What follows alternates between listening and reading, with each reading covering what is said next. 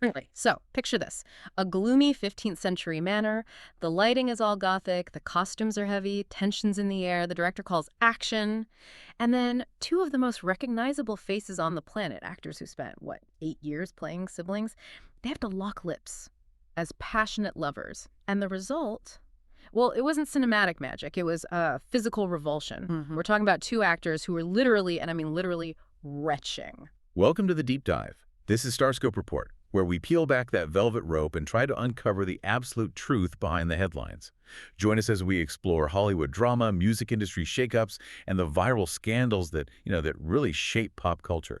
We give you that shortcut to being truly in the know. And our mission today is centered completely on that one jarring image, the Game of Thrones reunion that basically tested their stomachs.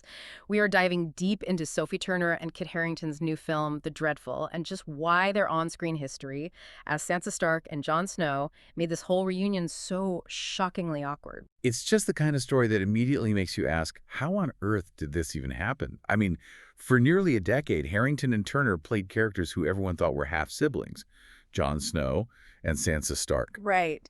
And yeah, the later reveal was that they were cousins, but the crucial thing, the thing everyone remembers, is that their bond was always about family. Shared trauma, fierce loyalty. Exactly. Their whole relationship was intensely political, intensely loyal, and defined by the fact that any romance was just completely unthinkable. She even joked about it back in 2016, said if she ever had to kiss Kit on screen, she would just laugh way too much. That's how deep that family idea was. And that history is the perfect context for what came next. Because after 8 years of living in that dynamic, they get reunited to play lovers in a horror film. A dynamic that Sophie Turner herself has openly called, well, vile.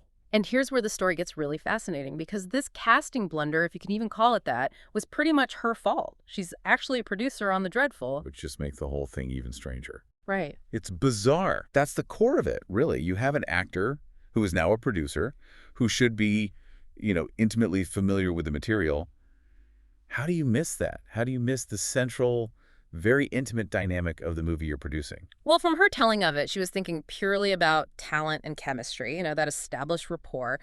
She told the director she couldn't think of anyone better for the male lead than Kit. She literally said, you can't not have Kit.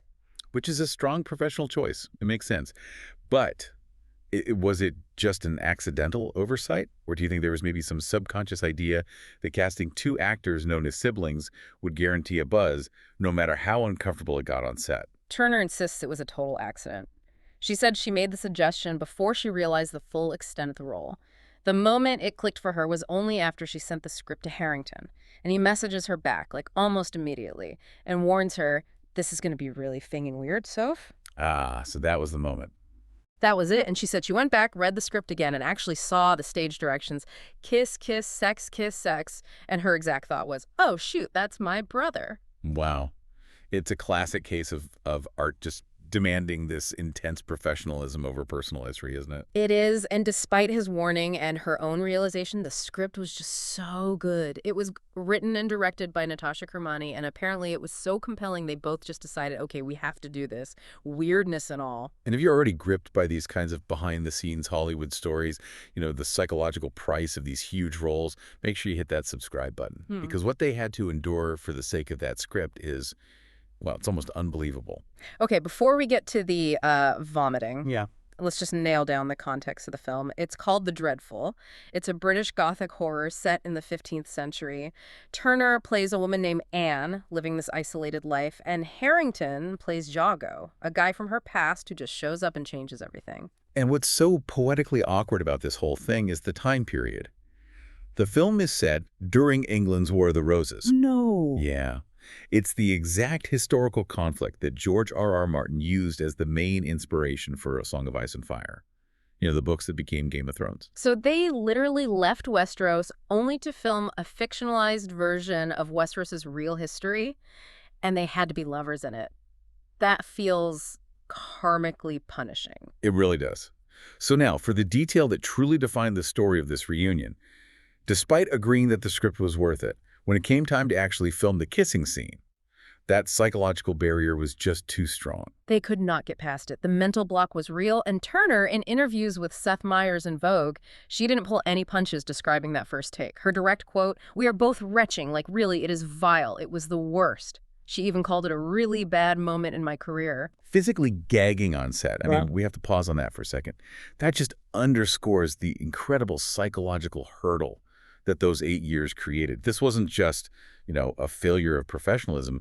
It's a physical manifestation of how much an actor's identity can get fused with their most iconic role. For sure. It's like the switch from sibling to lover was just Yeah, psychologically impossible. exactly. And then she gave a scale for how bad it was. What could possibly be worse than kissing the co-star you see as a brother?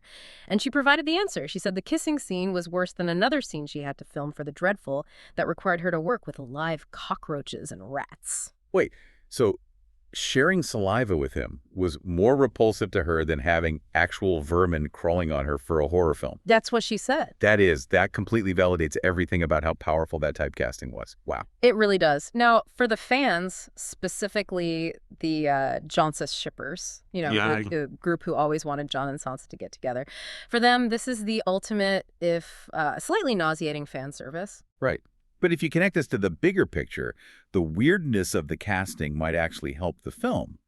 Gothic horror is supposed to be unsettling. It's supposed to feel strange.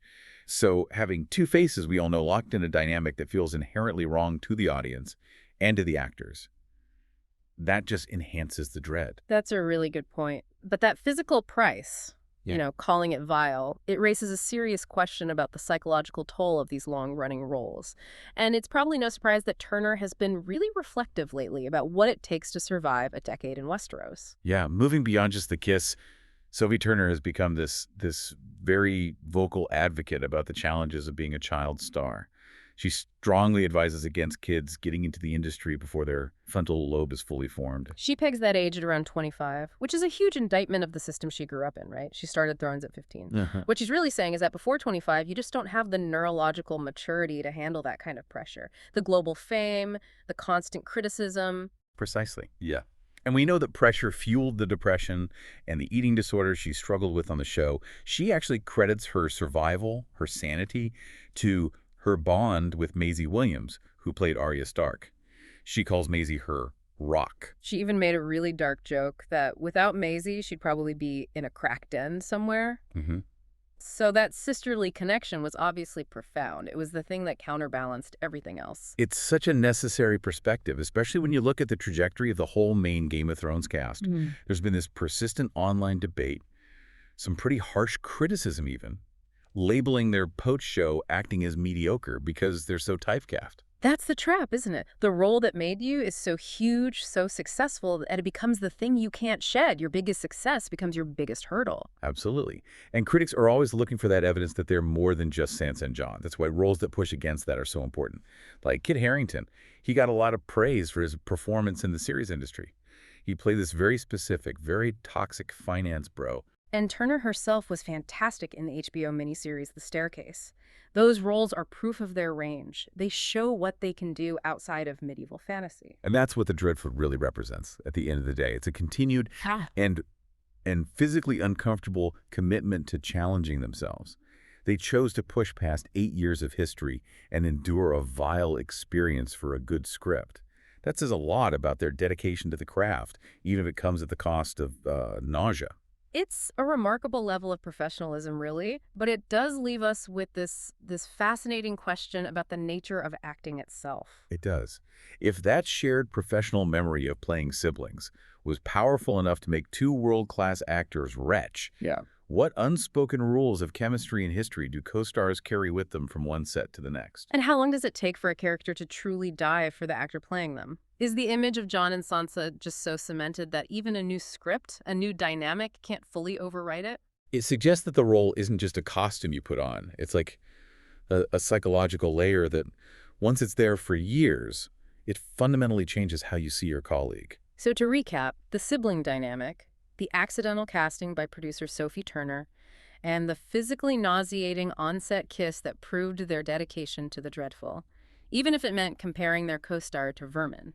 You've been listening to Starscope Report, where we uncover the stories shaping Hollywood, music, and pop culture. Thanks for tuning in, and don't forget to subscribe for more stories that keep the stars shining.